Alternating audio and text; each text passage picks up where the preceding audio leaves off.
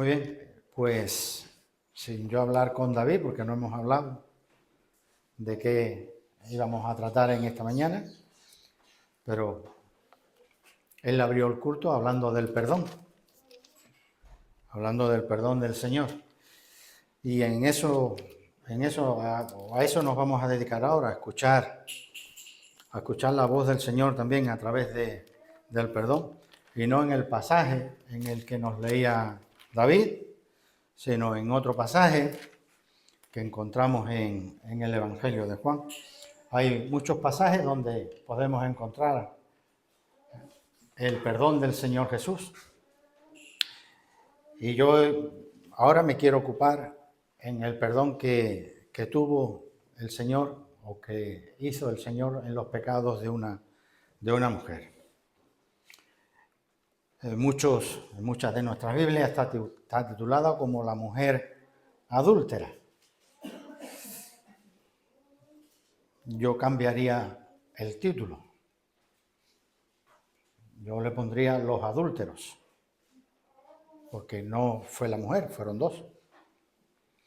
Dice el capítulo 8 y verso 1 del Evangelio de Juan.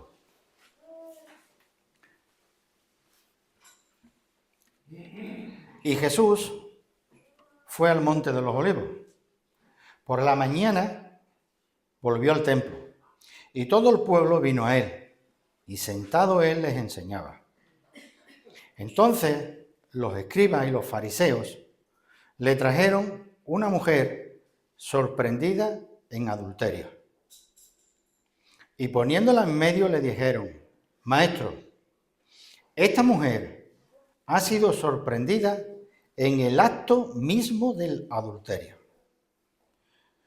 En la ley nos mandó Moisés a apedrear a tales mujeres.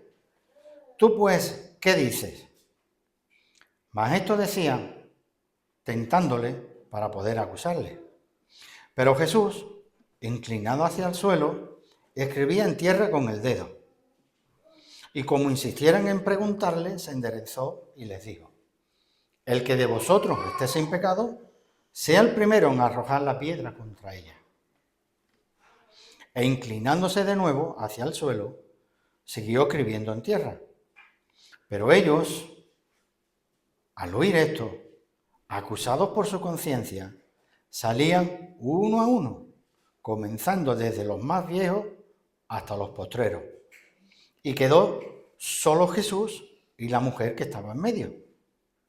Enderezándose Jesús y no viendo a nadie sino a la mujer, le dijo: Mujer, ¿dónde están los que te acusaban?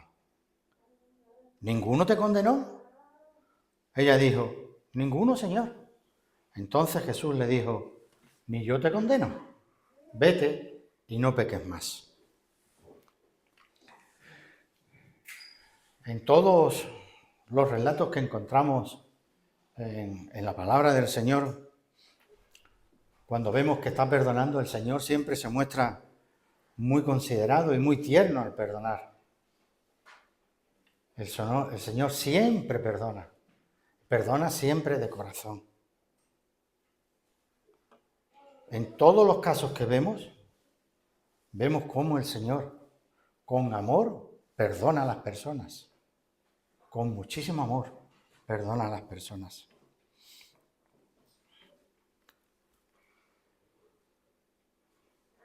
El verso 7 nos indica de que todos los que estaban allí eran pecadores. Todos eran pecadores. Y allí habían acudido los escribas, los fariseos, digamos los de la élite religiosa, todos los de la élite religiosa, con una mujer buscando tentar al Señor, buscando coger en cualquier renuncia al Señor Jesús. Porque tal como le presentaron el caso, después lo veremos un poco más detallado, si el Señor aprobaba lo que ellos decían, lo acusarían perdón, si no aprobaba lo que ellos decían, los acusarían de no cumplir la ley de Moisés. Pero es que si aprobaba lo que ellos querían hacer, lo acusarían ante Roma, lo acusarían ante los líderes políticos del país. El pecado siempre es pecado, siempre es abominación al Señor. Siempre es abominación al Señor. Y hoy vamos a ver 3 formas de tratar al pecado. 3 formas de ver cómo se puede tratar al pecado. Primero, cómo un pecador trata a otro pecador. Y esto es terrible, que un pecador caiga en manos de otro pecador. Nos dice Jeremías que maldito el varón que pone su confianza en el varón. Maldito el hombre que pone su confianza en el hombre. Y su corazón se aparta de Jehová. Maldito el hombre que confía en el hombre y se apoya en sus propias fuerzas, dice otra versión, y aparta su corazón del Señor. Maldito el hombre que confía en el hombre. ¿Os suena de algo esto que estoy diciendo ahora mismo, esta frase? Vivimos ahora mismo en una inestabilidad enorme. Vivimos unos momentos difíciles y complicados políticamente hablando también.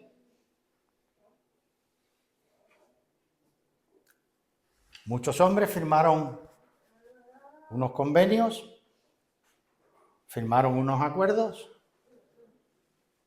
y hoy en día han saltado por los aires. ¿No los han respetado?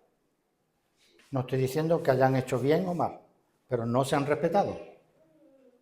No se han respetado esos acuerdos. ¿Por qué?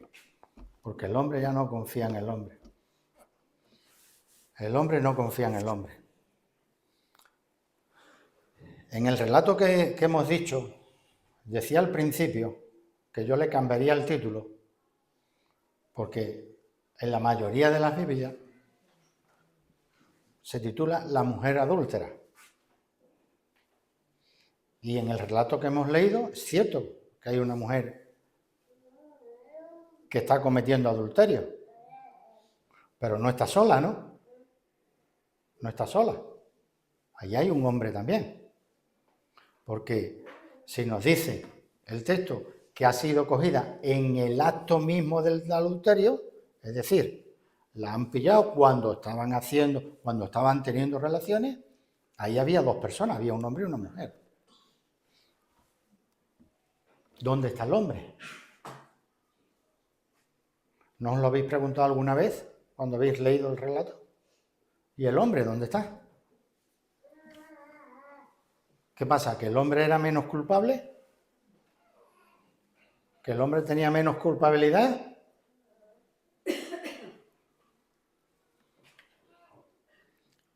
Porque la ley decía otra cosa. Levíticos 20, os lo leo un segundo.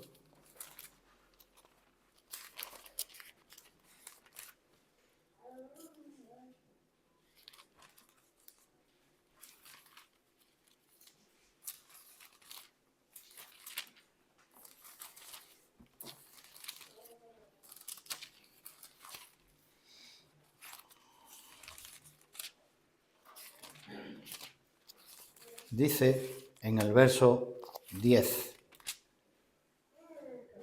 si un hombre cometiera adulterio con la mujer de su prójimo, el adúltero y la adúltera indefectiblemente serán muertos. Hombre y mujer, los 2 serán muertos. Deuteronomio 22. Volvemos a lo mismo. Pero aquí ya no se salva nadie.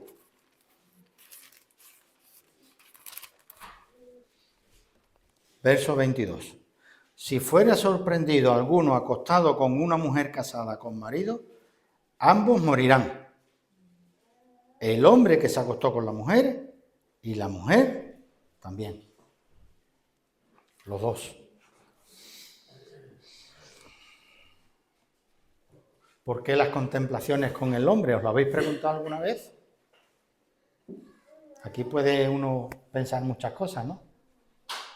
Quizás es que conocían al hombre. El hombre era conocido y la mujer no. Luego la mujer en aquel tiempo era menospreciada, no valía nada. Que no van muy lejos los tiros por ahí. No lo sabemos, ¿no? Es algo que nos queda ahí en la mente. Los ciegos, a sus propias faltas, a sus propios pecados, son normalmente crueles con los pecados de los demás. Cuando nos ocurren a nosotros cualquier cosa, tendemos a minimizarla, a decir no pasa nada, es un desliz, ha sido algo insignificante. Pero cuando eso mismo lo vemos en los demás, todos tendemos a exaltarlos, ¿no? Como dice Mateo 7, ¿por qué miras la paja que está en el ojo de tu hermano y no te das cuenta de la viga que hay en el tuyo?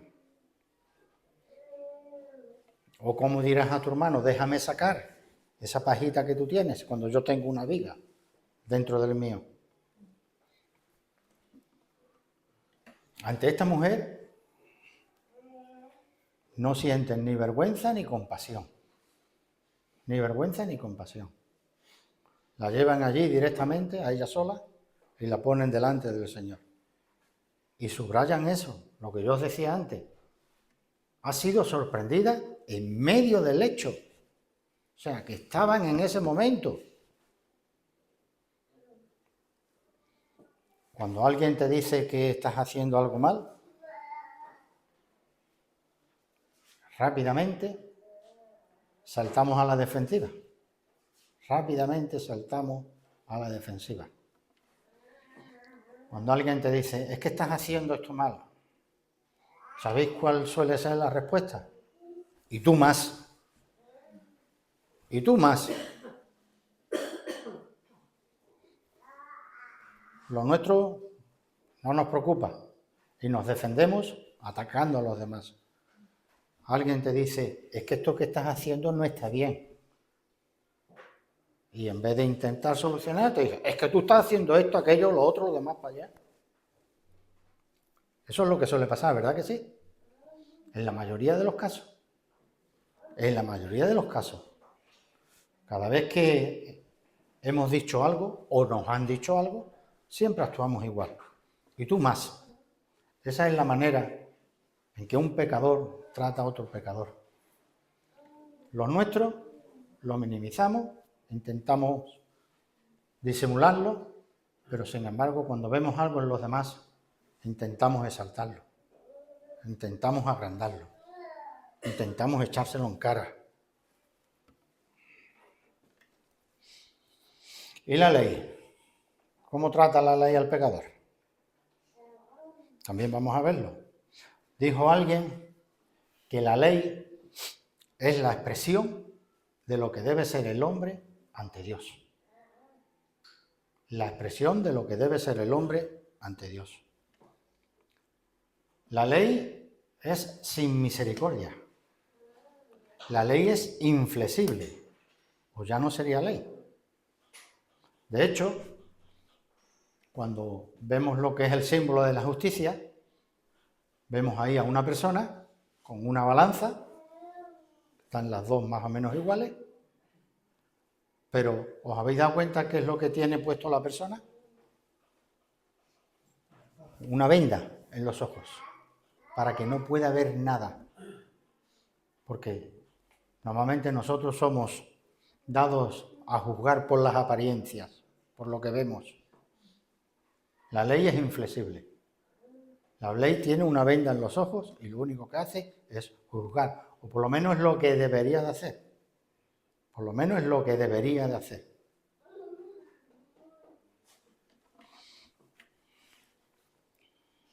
Dice Romanos 3:23, por cuanto todos pecaron, todos están destituidos de la gloria del Señor. Todos están destituidos de la gloria del Señor. Tú y yo estábamos en esa situación, fuera de la gloria del Señor. Romanos 6:23 dice, la paga del pecado es muerte. La paga del pecado es muerte. Eso es lo que merecíamos tú y yo, la muerte. La ley inflexible. La ley es inflexible. La ley es sin misericordia.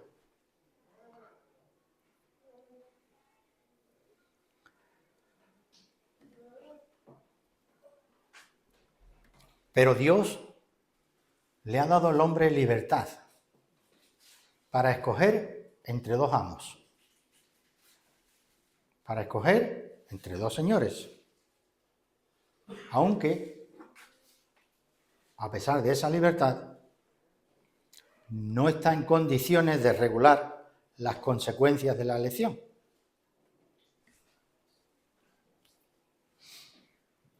Tú puedes elegir no obedecer al Señor y seguir por tu camino, pero las consecuencias de ese camino es muerte, muerte espiritual. Esas son las consecuencias de no seguir los caminos del Señor. En cambio, seguir los caminos del Señor, dice Romanos 6:23, que el regalo de Dios, la dádiva de Dios, es vida eterna en Cristo Jesús. La paga del pecado, muerte. El regalo de Dios, vida eterna. La elección es tuya. Las consecuencias de la elección también son tuyas. Muerte o vida eterna. A mí hay una pregunta que me intriga aquí con esto. No sé si ustedes os la habéis hecho alguna vez, pero a mí lo que me intriga es, ¿qué estaría escribiendo el Señor en la tierra? ¿Os habéis preguntado alguna vez ustedes? ¿Qué estaría escribiendo el Señor en la tierra? A mí me intriga. No lo sé. Posiblemente le pregunta al Señor cuando está en su presencia. Son de esas cosas que te quedan ahí en la cabeza, ¿no? Dorothy se ríe. ¿Tú también le vas a preguntar? ¿Sí? ¿Qué estaba escribiendo? Porque la verdad es que tuvo que ser curioso. No importa lo que estuvo escribiendo en tierra, ¿verdad? Eso no importa. No importa. Posiblemente, no sé, yo intento pensar en tres reacciones, ¿no?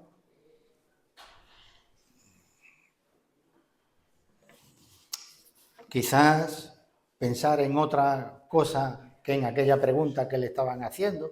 ¿Tú qué dices? Bueno, y el Señor se distrae escribiendo. O quizás también puede ser que quería desviar las miradas de aquellas personas, quitaran la mirada de la mujer que tenían allí en medio, a quien estaban atacando, a quien querían prácticamente matar, porque tendría que ser apedreada. Entonces quizás desviar un poquito la mirada de ellos, dándole un tiempecito para que pudieran reflexionar. O quizás no hundir a la mujer, mirando a la mujer también como diciéndole, ¿qué has hecho, mujer? ¿Qué has hecho? No lo sé, no lo sé. Son cosas en las que tenemos mucho que pensar, ¿no? Pero, por último, vamos a ver cómo trata Jesús al pecador. Jesús es cierto que estaba inclinado en tierra, quizás dando idea de lo que es el horror del pecado, porque el pecado da horror. El pecado da miedo. El pecado te encoge el corazón. ¿Cuántas veces hemos hecho algo mal y después hemos tenido remordimiento? Muchas veces, ¿no? Cada vez que uno hace algo mal, luego después tiene remordimiento. Señor, perdóname, no debía de haberlo hecho. No debía de haberlo hecho. Pero, como muchas veces decimos, ¿no? La carne es débil. Sí. Pero aquí tenemos la palabra del Señor para acudir a ella. Porque cuando hay ese problema dice que el Señor con esa prueba también te da la salida. El pecado no cambia ni la piedad ni el perdón. Pecado es pecado y punto. Y nosotros no podemos quitárnoslo de encima. Yo no puedo limpiar mi pecado. No tengo esa capacidad. Solo el Señor es quien tiene la capacidad para poderlo hacer. Solo la sangre del Señor tiene la capacidad para limpiar mis pecados. Como dice Isaías 53, todos nosotros, todos nos descarriamos como ovejas.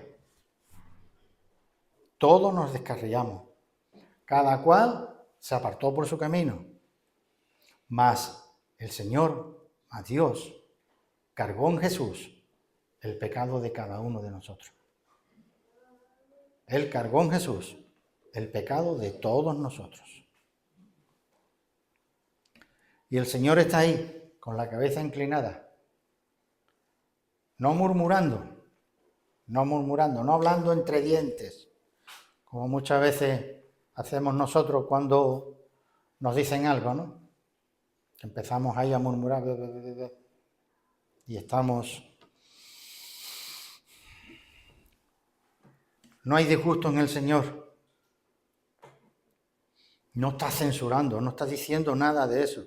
No está publicando los pecados de la mujer. Simplemente se inclina y sigue escribiendo con el dedo en tierra. Pero estos insisten.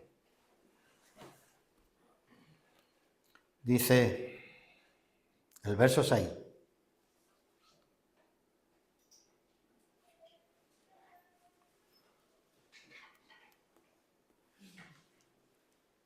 Le trajeron una mujer, mas estos decían tentándole para poder acusarle. Y verso 7, como insistieran en preguntarle, o sea, no estaban ahí tranquilos, como insistieran en preguntarle, el Señor levanta la cabeza y solamente dice una frase. Solamente dijo una frase. ¿Pero qué frase? Para marcarla. Aquel que de vosotros que esté sin pecado, sea el primero en arrojar la piedra. Aquel que esté sin pecado, sea el primero en arrojar la piedra. Porque somos muy rápidos en acusar de boca a los demás. Somos muy rápidos, sin pensar en nosotros mismos. Y el Señor les enfrenta a todos ellos con su pecado directamente. Con esta sola frase les ha enfrentado directamente con su vida, con sus hechos, con sus pensamientos. Aquel que de vosotros esté libre de pecado, sea el primero en arrojar la piedra contra esta mujer.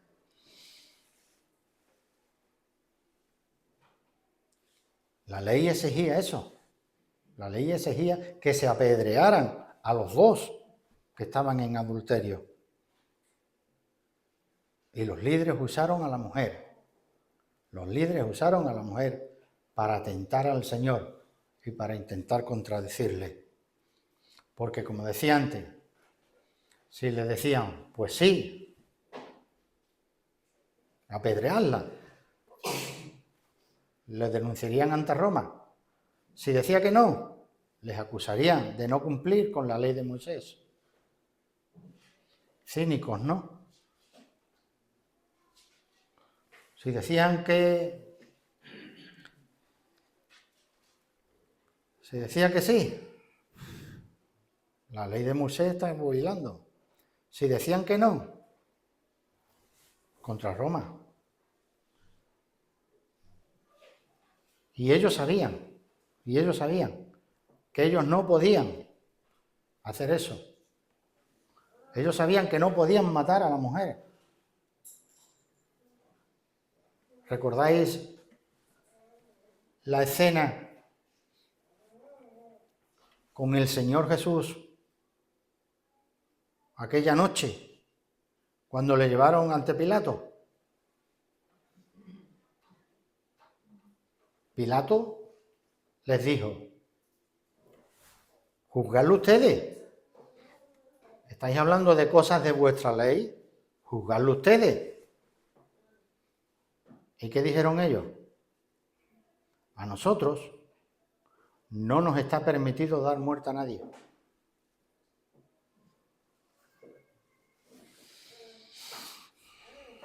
A nosotros no nos está permitido.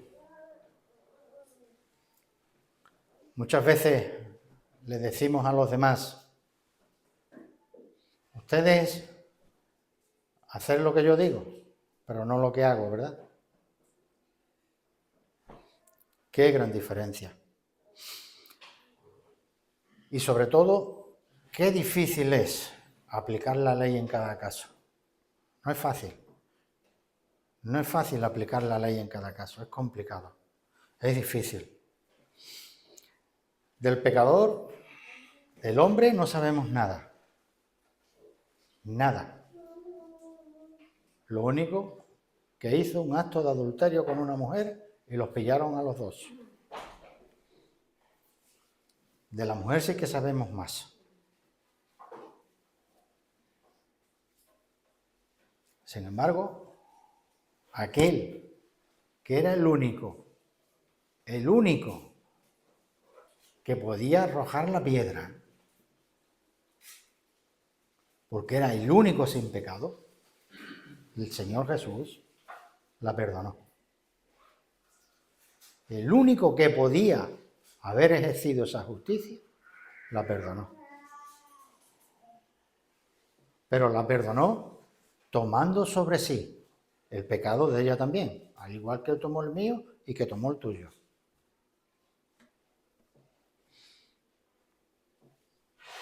Hay una gran diferencia aquí, por lo menos yo lo veo así,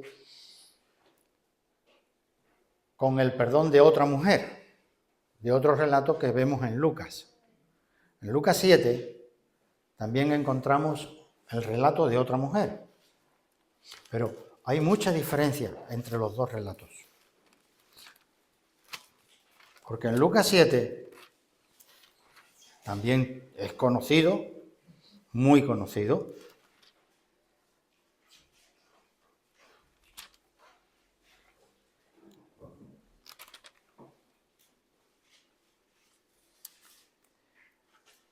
dice el verso 37,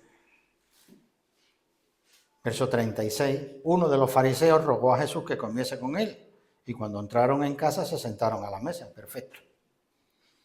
Entonces, una mujer de la ciudad que era pecadora,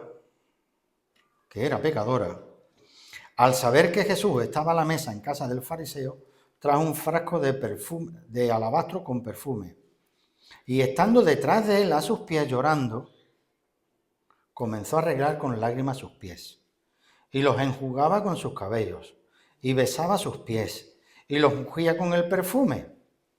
Cuando vio esto el fariseo que le había convidado, este hombre pensó, este, ni siquiera lo llama por su nombre, si fuera profeta, conocería quién y qué clase de mujer es la que le toca, que es pecadora. Entonces, respondiendo Jesús, el Señor le dijo, Simón, una cosa tengo que decirte. Y el otro le dijo, di maestro.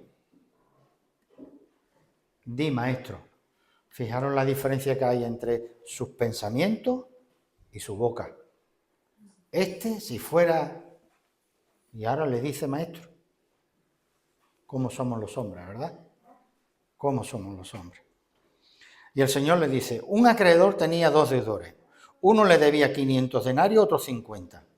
No teniendo ellos con qué pagar, pues perdonó a los 2. Ahora dime, ¿cuál de ellos le va a amar más? ¿Cuál de ellos lo va a querer más? El razonamiento humano. Pienso que aquel a quien perdonó más. Claro, al que le ha perdonado más, pues posiblemente me va a querer más que al que le he perdonado poco, ¿no? El Señor rectamente ha juzgado. Y vuelto a la mujer le dijo, Simón, ¿ves esta mujer?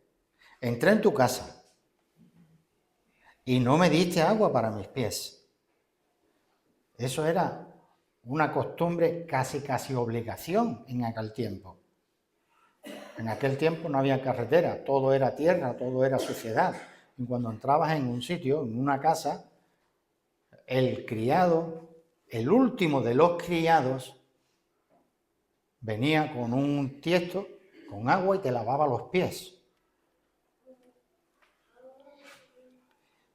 Pues dice, pues yo he entrado en tu casa y no me has dado agua para los pies. No es que no me lo has lavado, sino ni siquiera me has dado agua para lavármelo. Pero esta mujer ha regado mis pies con lágrimas y los han jugado con sus cabellos. No me diste beso, que era otra de las costumbres que había. No me diste beso, mas esta desde que entré no ha cesado de besar mis pies. No ungiste mi cabeza con aceite, que era otra de las costumbres.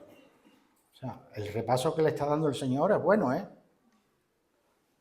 No me diste beso, no ungiste mi cabeza con aceite, mas esta ungido con perfume mis pies. Por lo cual te digo que sus muchos pecados le son perdonados, porque amó mucho, mas aquel a quien se le perdona poco, poco ama. Y le dijo a ella, tus pecados te son perdonados. Hasta ahí, perfecto. Hasta ahí, perfecto. Pero ahora sigue. Los que estaban juntamente sentados a la mesa comenzaron a decir entre sí, como veíamos cuando en el relato que nos decía David al empiezo, ¿no? ¿Qué es más fácil, perdonar pecado o curar a este hombre?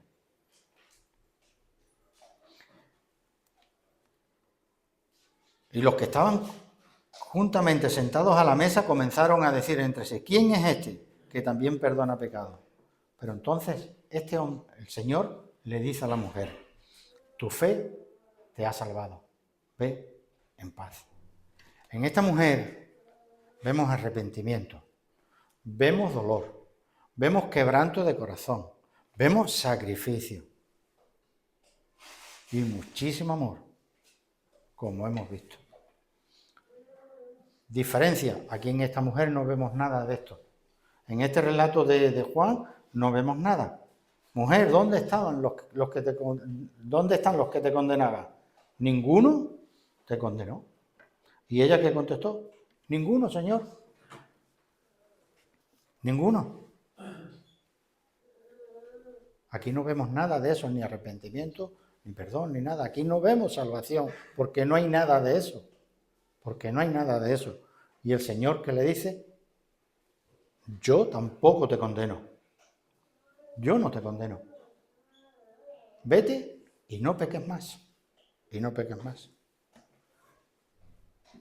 Aquí no hay arrepentimiento. Es necesario el arrepentimiento. Como en los ladrones también allí en la cruz, que también hemos hablado esta mañana de ellos, ¿no?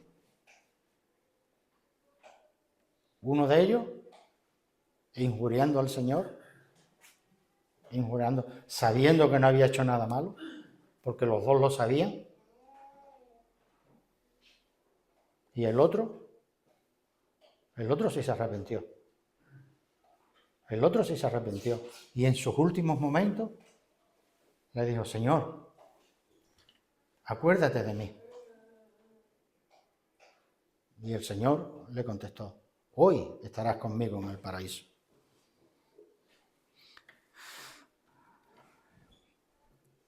Hay algo que me llama la atención en este relato. Hay un momento que vemos al Señor y a esta mujer solos los dos. Y yo pensaba,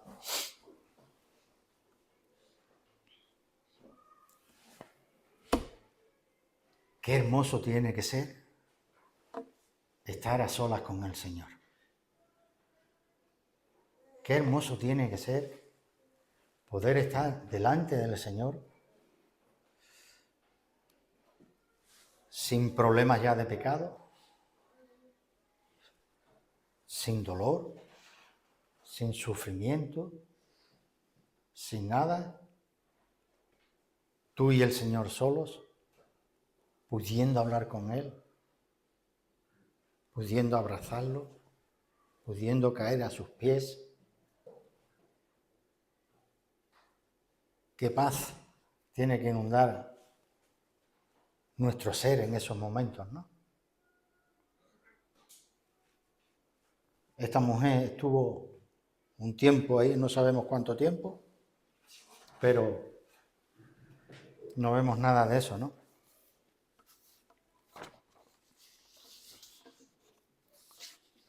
Yo tampoco te condeno, vete y no peques más. Como decía antes, por cuanto todos pecaron, todos están destituidos de la gloria del Señor.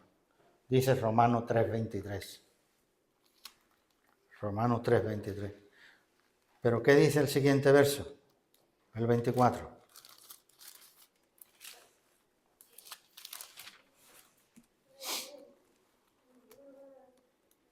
Por cuanto todos pecaron, todos están destituidos de la gloria del Señor, siendo justificados gratuitamente por su gracia mediante la redención que es en Cristo Jesús.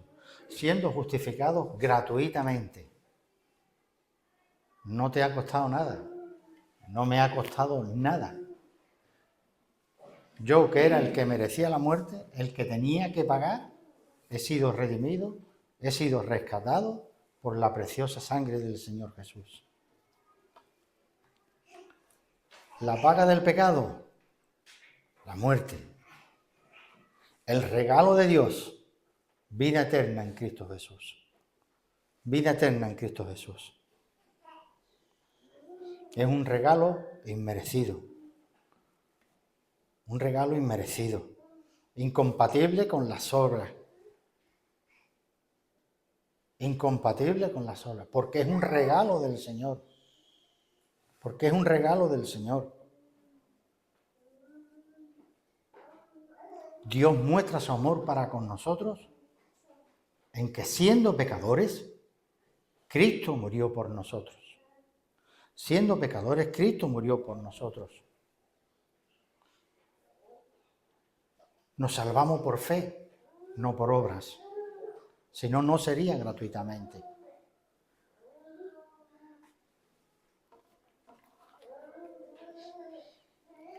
Dice Romanos 10, este mismo libro.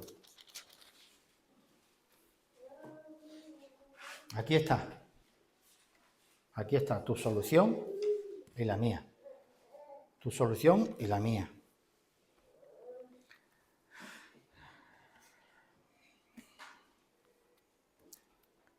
Verso 8. Cerca de ti está la palabra, en tu boca y en tu corazón. Y esta es la palabra de fe que predicamos. Que si confesares con tu boca que Jesús es el Señor y creyeres en tu corazón que Dios le levantó de los muertos, serás salvo.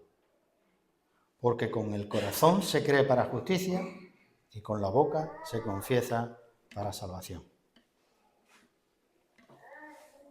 Creer en tu corazón y confesarlo con tu boca.